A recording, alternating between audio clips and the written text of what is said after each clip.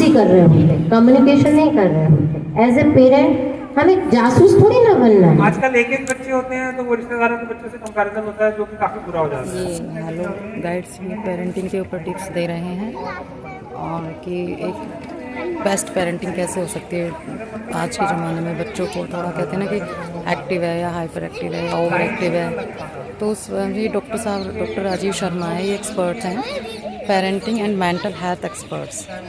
Problem ये आती है जब किसी एक का एग्जाम्पल देकर दूसरे की बेइज्जती होती है, तो उसकी वजह से वो कंपैरिजन बहुत ज़्यादा हो जाता है। आजकल एक एक बच्चे होते हैं तो वो रिश्तेदारों के बच्चों से कंपैरिजन होता है, जो कि काफ़ी बुरा हो जाता है। और सिबलिंग राइवलरी का वन ऑफ द बेस्ट तरीका जो है रिसर्च के हिसाब से, वो तो यही है कि कोई कॉमन गोल होना चाहिए यहाँ पर मिल के काम करें। जैसे नेता लोग भी करते हैं कि अगर देश में लड़ाई हो जाएगी तो हिंदू मुस्लिम सिख हिंदू सब खत्म हो जाएगा, सब एक भाई भाई हो जाएंगे। और क्योंकि मेरे फादर मर्चेंट नेवी में थे तो मैंने देखा था कि जब बाहर चले जाते हैं तो सारे एशियन एक जैसे हो जाते हैं, पाकिस्तानी हिंदुस्तानी भी भाई भाई हो जाते हैं, वो भी नहीं रहते। और अगर सेम घर पे रह रहे हैं तो वो भी लड़ाइयाँ करते रहते हैं। तो जितनी ज़्यादा प्रॉब्लम बड़ी हो जाती है उतना एका बढ़ जाता है, जितनी प्रॉब्लम छोटी हो जाती है उतना एका जो है वो दूर हो जाता है। इन शॉर्ट दोनों को मिलके एक तो कंपैरिजन नहीं करना चाहिए बच्चों का आपस में, और उनको कुछ काम मिलके करने चाहिए। जैसे खाना ही लगाना है, एक प्लेटें लगाएगा और एक सब्जी लेके आएगा, या एक झाड़ू मारेगा एक पोछा मारेगा।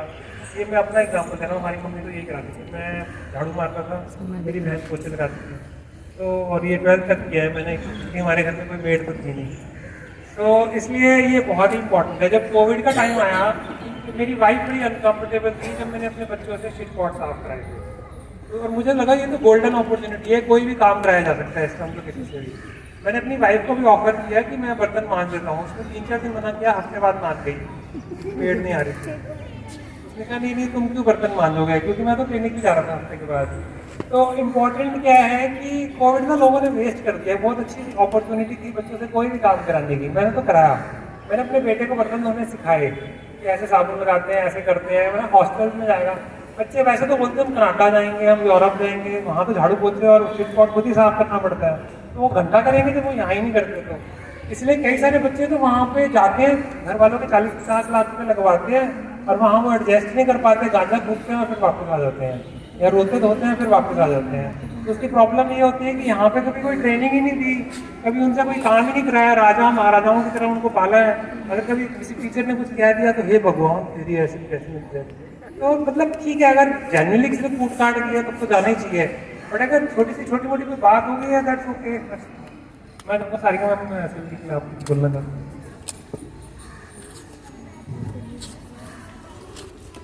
Thank you sir. जैसे सर ने काफ़ी चीज़ों को बताया, पेरेंटिंग बेसिकली कोई फॉर्मूला नहीं है, कोई बना हुआ स्ट्रक्चर नहीं है, क्योंकि हर एनवायरनमेंट पे, कल्चर पर, हमारी इकोनॉमिक कल्चर उसके पर डिफरेंस पर लंबे समय तक एक रिश्ते को मजबूती में बनाएगी। हमेशा मैं आपको एग्जांपल देती हूँ। एक बार मैंने बेटे ने कहा कि आप मेरा हमेशा साथ दोगी, मैंने कहा हाँ हमेशा साथ दूँगी। कि ऐसे दोगी, हर तरीके से दूँगी। तो उसने कहा बताओ ना कैसे दोगी। मैंने कहा तुम किसी का मर्डर भी कराओगे ना और मुझे आके बता देना, then I will handle it. कहता है, मैंने कहा हाँ मैं देख लूँगी। तो अब डेफिनेटली पता है कि मर्डर करने जाएगा नहीं, तो पर उसका कहना ये था मेरे, उसको फिर मैंने समझाया उसको, ऐसा नहीं कि उसको दिमाग में कुछ और फ्रेम हो जाए।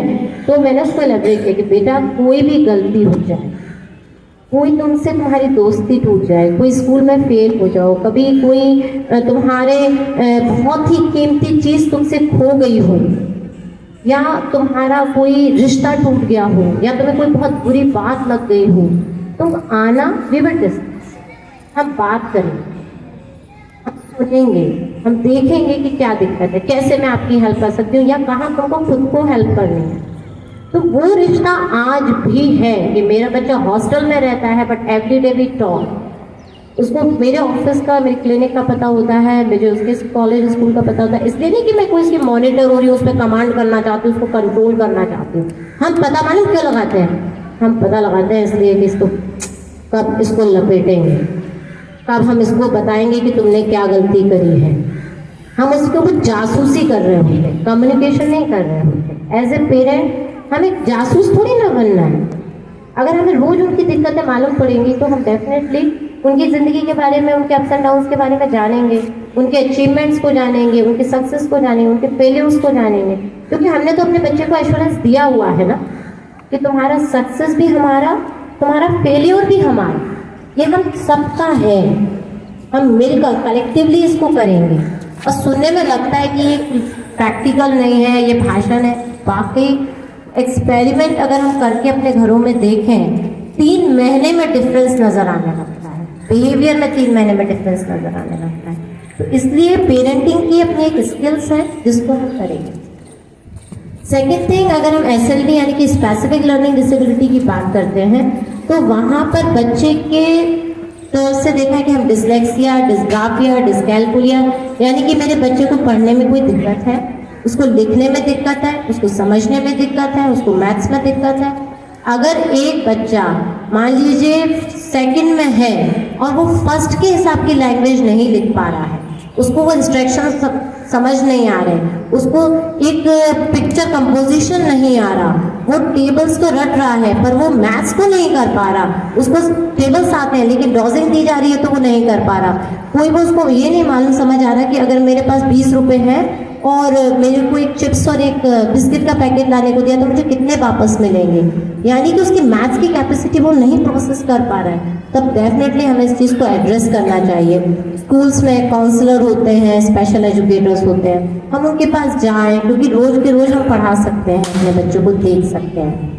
तो वहाँ पर अगर हम अपने बच्चे की गलतियों को, उनकी कमियों को ये तरीके से नहीं देखें कि इनके हम कैसे नंबर बढ़ेंगे, बल्कि हम ये देखें मेरा बच्चा कहाँ कमज़ोर हो रहा है, कहाँ मेरी बच्चे की स्ट्रेंथ है, कहाँ पर वो बहुत स्ट्रांगली परफॉर्म कर रहा है। तो जब हम टीचर्स से, उनके स्कूल काउंसलर्स से, साइकोलॉजिस्ट से या स्पेशल एजुकेटर से बात करेंगे तो हमें मालूम पड़ेगा कि यस मेरे बच्चे में कहाँ पर स्ट्रेंथ है और कहाँ वीकनेसेस हैं। और टीचर्स बहुत अच्छा फीडबैक देती हैं, मालूम लगता है क्योंकि टीचर हर दिन हर बच्चे के साथ लगभग से लगभग 7-8 आवर्स गुजार रही होती है और एक टीचर बराबर एक ही बच्चा स्कूल लगभग एक साथ पढ़ता है। तो वहाँ पर हमें अपने पेरेंट्स का हमेशा ये सोचना चाहिए कि टीचर उसकी एक पेरेंट है, वो अपने बच्चे के बारे में कुछ गलत नहीं बोलेंगे, तो उसको हम निगलेक्ट नहीं करें बल्कि उसको हम सुने, समझें, उनसे डिस्कशन करें और फिर साथ में अपने दोनों मिलकर teacher, school counsellor, subject teachers अगर हम मिलकर बच्चे पे काम करेंगे तो डेफिनेटली हमारे बच्चे के जो चैलेंजेस हैं वो कंप्लीट हो जाएंगे। आप में से किसी के क्वेश्चंस हैं तो आप लोग पूछ सकते हैं। सो एडल्टमेंट इश्यूज क्या, आज जैसे मान लीजिए कि बच्चा 8-9 में आ रहा है तो वो 13 से लेके 16 वाला जो स्कूल का पीरियड रहता है, तो आज का सबसे मोस्ट कॉमन है आपके इंस्टाग्राम एडिक्शन, मोबाइल एडिक्शन और इंटरनेट का, ये सारी चीज़ें हैं जिसको हमें देखना है कि क्या मेरे बच्चे में ये एडिक्शन आ रहा है या वो पीयर प्रेशर में कर रहा है। वो ऐसा तो नहीं कि उसका दोस्त मोबाइल चला रहा है तो मेरा बच्चा दोस्त चला रहा है मैं भी चलाऊंगा, मेरे फ्रेंड के पास अगर टैब है तो मेरे पास क्यों नहीं है। साथ में इसी समय बच्चे सिगरेट भी पीना चाहिए, एक डेट होता है, सुन के बहुत अजीब लगेगा लेकिन डे टू डे हम पेरेंट्स बच्चों के साथ मिलते हैं तो सबसे पहले 13 से 14 साल में बच्चे जो है वो सिगरेट का टेस्ट लेते, पिएंगे नहीं पिएंगे वो आगे उनका फ्यूचर डिसाइड करेगा, लेकिन वो एक गेट पर पहुंच जाते हैं या वो पीते हुए व्यक्ति को देखेंगे यार कितना मस्त इंसान खड़ा हुआ है, देखो कितना साइड पर बेदर्दी से फूंक रहा है, तो वो उनका फर्स्ट एक्सपोजर है। तो उस एक्सपोजर को हमें एड्रेस करना चाहिए। ये सब हम कब पता लगा सकते हैं जब हमारे बच्चे के व्यवहार में परिवर्तन हो, वो अकेले रहना पसंद कर रहा हो, अकेले बाहर जाना पसंद कर रहा हो। ऐसा नहीं कि बाहर जाना अकेला भेजना गलत है, पर हमें पर्टिकुलर सिम्टम्स दिखने लगते हैं कि बच्चे में कोई व्यवहार में परिवर्तन है, तो हमें कुछ देखना होगा कि कैसे वो मोबाइल या उसके सोशल मीडिया के तो एडिक्टेड नहीं हो रहे हैं, कहीं वो ऐसा तो नहीं कि उनको कोई ऐसी संगति मिल रही है जहाँ पर वो बीड़ी, सिगरेट या कोई अदर तरीके के एडिक्शंस की तरफ जा रहा है, या कोई बच्चा है जो अपनी पढ़ाई को छोड़ करके अदर जगह पर फोकस हो रहा है, यानी कि फ्रेंडशिप होना चाहिए, फ्रेंडशिप बुरी चीज़ नहीं है, दोस्त बनने चाहिए, सोशल स्किल हम डेवलप कराते हैं बचपन से, लेकिन उसकी दोस्ती में तो तब्दीली नहीं आ रही, उसके दोस्त तो नहीं चेंज हो गए, उसका सर्कल तो चेंज नहीं हो गया, जहाँ से हमें ये मालूम पड़े कि हाँ मेरे बच्चे में डिफरेंस आ रहा है, तब फिर हम जाके उनको देखें। क्योंकि मेजर टीनेजर इश्यूज उनकी दोस्ती है, उनकी पढ़ाई है, एडिक्शन है। वो एडिक्शन इंटरनेट से हो सकता है, मोबाइल से हो सकता है, उनको एडिक्शन आपके सिगरेट से हो सकता है। अब तो लोग पीते हैं अपने को एनर्जेटिक करने के लिए रेड बुल लेते हैं, रेड बुल वो कहते हैं इससे ताकत मिल जाएगी, दिमाग एकदम चल पड़ेगा। सो दीज आर स्टेजेस हैं। और एक क्रश बहुत बड़ा एक है, लोगों को लगता है बुरा है पर नेचुरल है, एज है, हार्मोनल चेंजेस है, तो डेफिनेटली आप में वो चेंजेस आएंगे बच्चे में। तो उनके इश्यूज को समझना चाहिए, देखना चाहिए, उनको टाइम देना चाहिए। किसी भी बच्चे को अगर हमें ट्रेन करना है टॉयलेट ट्रेनिंग के लिए या अपने हाइजीन मेंटेन करने के, तो उम्र होती है 2 साल। आपने वो पीरियड तो आप मिस कर दिया। 5 साल तक तो बच्चे को खुद से इंडिपेंडेंटली नहाना चाहिए, अपने कपड़े पहनने चाहिए, और सबसे ज़्यादा ज़रूरी है बच्चे का खुद को टेक केयर करना। ब्रशिंग हम जो उनको याद दिला रहे हैं, अब खुद नेचुरल फॉल्स के लिए भी हमें बच्चों को याद दिलाना पड़ रहा है, उनको ये बताना पड़ रहा है कि वॉशरूम से बाहर आओगे तो आपको हैंड्स क्लीन करने हैं, तो नहीं। बट अभी चूँकि बच्चा 11 साल का हो गया और आपकी ये इशू है, तो आप एक काम करो, आप थोड़े दिन के लिए ना उसको एक रिवॉर्ड सिस्टम कर दो। अगर तुमने अपना ब्रश करना, अपने हैंड वॉश करना और साथ में अपना नहाना, ये तीनों काम तुम करोगे तो मैं 1 वीक के बाद तुमको रिवॉर्ड करूँगी। आपको ये पता होना चाहिए कि आपके बच्चे की क्या पसंदीदा चीज़ें हैं। ऐसे नहीं, रिवॉर्ड हमेशा पैसे से नहीं होता, रिवॉर्ड उनके गेम से होता है, रिवॉर्ड उनके फेवरेट फूड से होता है, उनके फेवरेट शो से होता है। यू डू दिस, अगर आप 3 महीने करोगे, आप मान के चलो आपके बच्चे, और अगर वो नहीं कर रहा तो यहाँ पॉजिटिव रिइंफोर्समेंट की जगह हमें नेगेटिव रिइंफोर्समेंट भी देना पड़ेगा कि बेटा आज ना तुमने हाथ नहीं धोए ना, खाना नहीं मिलेगा। उनके बहुत बुरा लगता है, लेकिन अगर हम पीछे एंशिएंट टाइम में जाए ना, तो पनिशमेंट जो होते थे ना बुरे नहीं होते थे।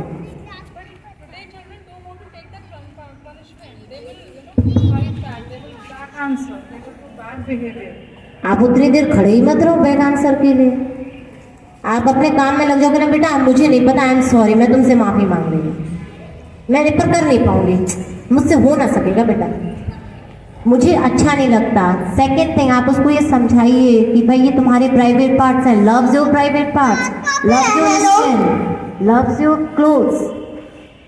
आप जब बच्चे को उसकी इंफॉर्मेशन देंगे ना कि तुम ग्रो हो रहे हो, तुम्हारी क्या कहते हैं स्किन ग्लो करनी चाहिए, तुम्हारे टीथ वाइट होने चाहिए, तुम्हारी बैट्समैन ऐसे बनेगी, तुम्हारा जहाँ हम पर्सनली किसी बच्चे के साथ उसको करके करेंगे तो डेफिनेटली इट विल वर्क। और आपकी एक दिन के लिए आई अंडरस्टैंड कि आपने पेरेंटिंग के सारे चैलेंजेस लिए होंगे, पर अगर आपकी पनिशमेंट, पॉजिटिव रिवॉर्ड और नेगेटिव रिवॉर्ड कंटिन्यूस 3 मंथ्स तक चलेंगे तो डेफिनेटली आपके बच्चे के बिहेवियर में 10 to 30% डिफरेंस आ जाएगा। You won't be able to make boyfriends and you won't have your crush with you, so you better brush your teeth. She does it sometimes. तो देखिए मैम, समटाइम्स हो गया ना उसके, जैसे उसके पर्सनल अटैक हुआ कि ये भगवान मेरी गर्लफ्रेंड नहीं बनेगी, बाप रे क्या होगा यार, मेरी जिंदगी झंड हो जाएगी दोस्तों के सामने, तो करेंगे। तो आप उसको उसकी बॉडी की इम्पोर्टेंस समझाइए, और सबसे पहले आपको अपने बच्चे को ये बताना होगा कि आई एम सॉरी, मैं टच नहीं करूँगी because now you are become teenager, तो this is your private part. तो उसको एक बाउंड्री भी समझ में आएगी कि कौन मेरे शरीर को छू सकता है, कौन शरीर को नहीं छू सकता। हमें लगता है कि सिर्फ सेक्सुअल अब्यूज फीमेल्स का होता है, ऐसा नहीं है, 6 में से 1 मेल का सेक्सुअल अब्यूज होता है। तो इसलिए भी हमें उनको सिखाना है। और अब तो आपका बच्चा 10-11 साल का हो रहा है, तो यू शुड ट्रेन हिम, क्योंकि अभी हमें उनको सारे स्ट्रक्चर को समझाना है, साथ में उनके मास्टरबेशन की एक्टिविटीज को, कितने से लॉट ऑफ थिंग्स। अब तो आपकी सबसे क्रूशल एज आएगी।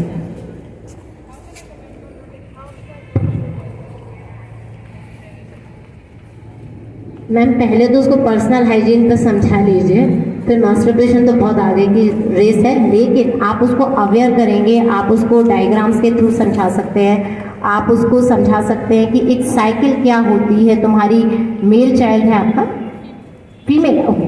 तो फीमेल चाइल्ड को तो आप समझा सकते हैं, उसकी साइकिल जो है, पीरियड्स की साइकिल है, उसको आप बता सकते हैं। उनकी यूटीआई के बारे में बता सकते हैं कि बेटा अगर तुम क्लीन नहीं करोगे प्रॉपरली, तुम वॉश नहीं करोगे, सब नहीं करोगे, तो तुमको बहुत होने के चांसेस हैं। तो उनकी ही चीज़ों, उन्हें क्या मिलेगा इसको करके?